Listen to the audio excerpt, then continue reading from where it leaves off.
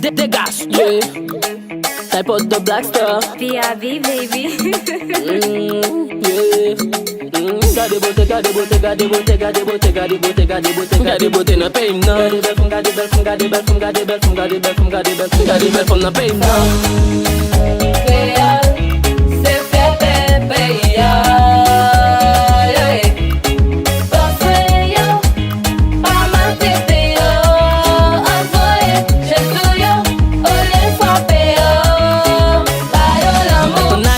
maman so haïtienne, papa so haïtien. Ça blé d'une casine, fait passer une yon créole. Souffri, qui toujours a souri, malgré bagay yo di. Ma voye yon go koucha pour femme qui va t'arrêter. Et qui pas jamais faibli, même si travail la di. Nous capable de femme ça aussi, c'est femme yo qui belle, oui. Et qui gen belle souris, fait la naturelle. Ma voye yon jette pour toute femme créole. Femme créole, femme ferdéo, femme créole, femme convaleo.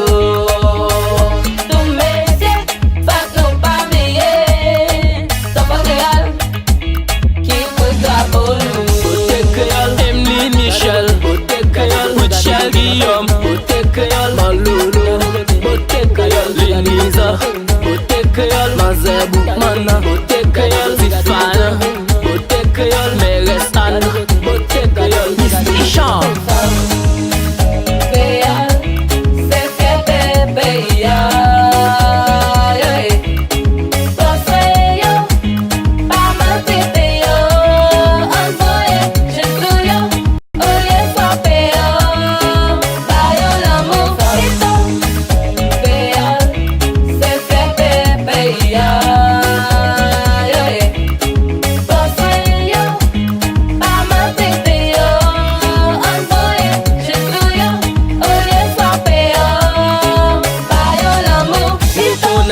Femme yo toujours fait, yo pas besoin maquiller.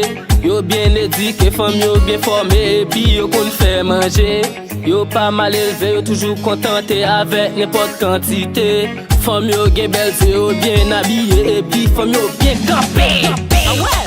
Femme créole, femme ferdéo, femme créole, femme convaleo.